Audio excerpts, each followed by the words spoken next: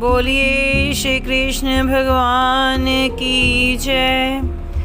भक्तजनों, आज मैं आपको श्रावण मास के कृष्ण पक्ष में आने वाली कामिका एकादशी की व्रत कथा सुनाने जा रही हूँ। इस कथा के स्मरण मात्र से वाजपेय यज्ञ का फल मिल जाता है।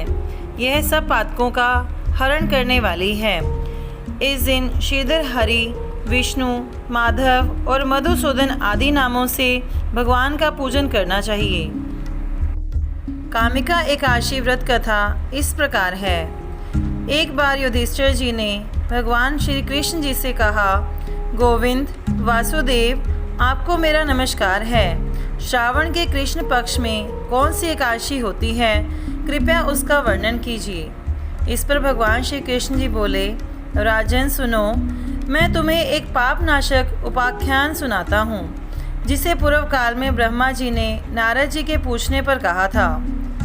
उन्होंने बताया कि नारद जी ने प्रश्न किया, हे भगवान, हे कमलासन, मैं आपसे यह सुनना चाहता हूँ कि श्रावण के कृष्ण पक्ष में जो एकादशी होती है उसका क्या नाम है, उसके देवता कौन हैं तथा उससे कौन सा पुण्य प्राप्त होता है। प्रभु, यह सब बताइए। इस पर ब्रह्मा जी ने कहा, नारद सुनो, मैं संपूर्ण लोगों के हित की इच्छा से तुम्हारे प्रश्न का उत्तर दे रहा हूँ। श्रावण मास में जो कृष्ण पक्ष की एकादशी होती है उसका नाम कामिका है। भगवान श्री कृष्ण जी के पूजन से जो फल मिलता है वह गंगा, काशी, नैमिषारण्य तथा पुष्कर क्षेत्र में भी सुलभ नहीं है। सिंह राशि के बृहस्पति होने पर तथा व्यतिपात और दंड योग में गोदावरी स्नान से जिस फल की प्राप्ति होती है वही फल भगवान श्री कृष्ण जी के पूजन से भी मिलता है। जो समुद्र और वन सहित समूची पृथ्वी का दान करता है तथा जो कामिका एकादशी का व्रत करता है वे दोनों समान फल के भागी माने गए हैं। जो ब्याही हुई गाय को अन्य सामग्रियों सहित दान करता है उस मनुष्य को जिस फल की प्राप्ति होती है वही कामिका एकादशी का व्रत करने वाले को मिलता है। जो नरश्रेष्ठ श्रावण मास में भगवान श्रीधर जी का पूजन करता है उसके द्वारा गंधर्वों और नागों सहित संपूर्ण देवताओं की पूजा हो जाती है। अतः पाप भीरु मनुष्यों को यथाशक्ति पूरा प्रयत्न करके कामिका एकादशी के दिन श्री हरि जी का पूजन करना चाहिए। जो पाप रूपी पंख से भरे हुए संसार समुद्र में डूब रहे हैं उनका उद्धार करने के लिए कामिका एकादशी का व्रत सबसे उत्तम है। अध्यात्म विद्यापरायण पुरुषों को जिस फल की प्राप्ति होती है उससे बहुत अधिक फल कामिका एकादशी व्रत का सेवन करने वालों को मिलता है। कामिका एकादशी का व्रत करने वाला मनुष्य रात्रि में जागरण करके ना तो कभी भयंकर यमदूत का दर्शन करता है और ना कभी दुर्गति में ही पड़ता है।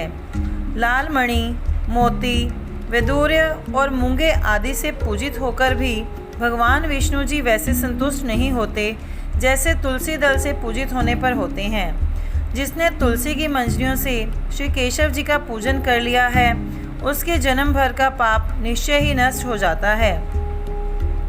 जो दर्शन करने पर सारे पाप समुदाय का नाश कर देती है, स्पर्श करने पर शरीर को पवित्र बना देती है, प्रणाम करने पर रोगों का निवारण करती है, जल से सींचने पर यमराज को भी भय पहुंचाती है, आरोपित करने पर भगवान श्री कृष्ण के समीप ले जाती है और भगवान के चरणों में चढ़ाने पर मोक्ष रूपी फल प्रदान करती है, उस तुलसी देवी को मेरा शत शत नमस्कार है।